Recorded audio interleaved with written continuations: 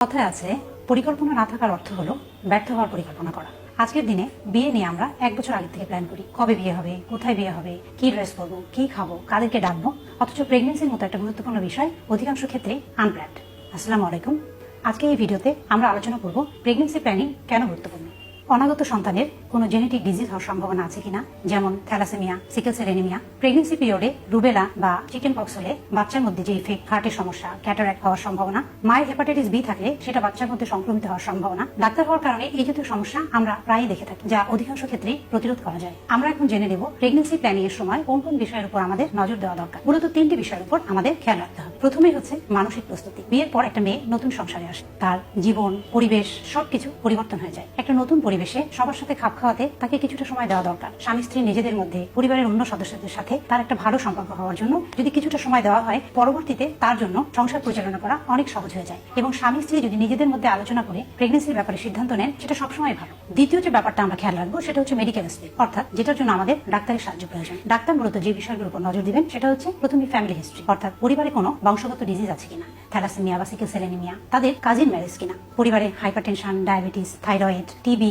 এপিলেপসির মতো কোনো সমস্যা আছে কিনা, বারবার বাচ্চা নষ্ট হওয়ার কোনো হিস্ট্রি আছে কিনা। পরিবারের পর আসে কাপড়ের ব্যক্তিগত জীবনযাত্রা, তাদের অভ্যাস, স্মোকিং, অ্যাডিকশন, কোনো নেশা জাতীয় দ্রব্য অথবা কোনো রিল্যাক্সিং মেডিসিন তারা নিয়মিত নেন কিনা। সেই সাথে আমাদের আরো জানতে হবে যে স্ত্রীর কোনো চিকেন পক্সের হিস্ট্রি আছে কিনা, অর্থাৎ তার জীবনে কখনো চিকেন পক্স হয়েছিল কিনা, রুবেলা হয়েছিল কিনা। অধিকাংশ ক্ষেত্রেই রুবেলার যে সিমটম এটা আমরা সঠিকভাবে বলতে পারি না, সেক্ষেত্রে রুবেলা ইমিউনিটি চেক করে নেওয়া হয়, অর্থাৎ ব্লাডে দেখে নেওয়া হয় তার রুবেলা হয়েছিল কিনা। চাইলে আমরা চিকেন পক্সের ইমিউনিটি চেক করতে পারি। যদি এই দুটি তার না হয়ে থাকে, অর্থাৎ তার শরীরে এটার বিরুদ্ধে প্রতিরোধ ক্ষমতা না থেকে থাকে, তাহলে আমরা তাকে রুবেলা এবং চিকেন পক্সের ভ্যাকসিন নিতে বলবো। এরপরে আসে হেপাটাইটিস বির কথা। মার যদি হেপাটাইটিস বি থাকে তাহলে প্রেগনেন্সির সময় এটা বাচ্চার মধ্যে সংক্রমিত হবে। সো আমাদেরকে হেপাটাইটিস বি পজিটিভ কিনা এটা জেনে নিতে হবে। আজকের দিনে ইপিআই স্কেডিউলে হেপাটাইটিস বি টিকা অন্তর্ভুক্ত করা হয়েছে, কিন্তু আমাদের কাছে যারা প্রেগনেন্সির জন্য আসেন অথবা যারা নতুন বিয়ে হয়েছে তাদের অধিকাংশের ক্ষেত্রেই ইপিআই সময়ে হেপাটাইটিস বি টিকা অন্তর্ভুক্ত ছিল না। সো এটার ভ্যাকসিনেশন কমপ্লিট আছে কিনা আমাদের জেনে নিতে হবে। যদি না থাকে, ভ্যাকসিন দেওয়ার জন্য উৎসাহিত করতে হবে। তৃতীয় যে বিষয়টি আমাদের জানতে হবে সেটা হচ্ছে রিপ্রোডাক্টিভ হেলথ। রিপ্রোডাক্টিভ হেলথ বলতে জরায়ুতে কোনো সমস্যা আছে কিনা এটা জানা। এরপরে এগ রিজার্ভ, অর্থাৎ তার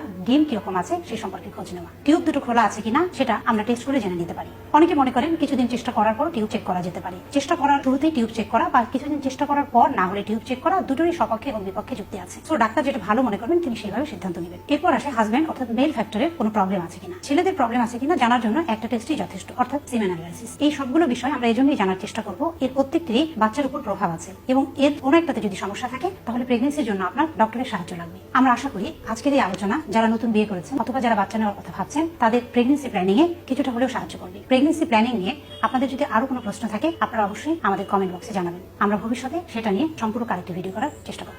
সবাইকে ধন্যবাদ, ভালো থাকবেন।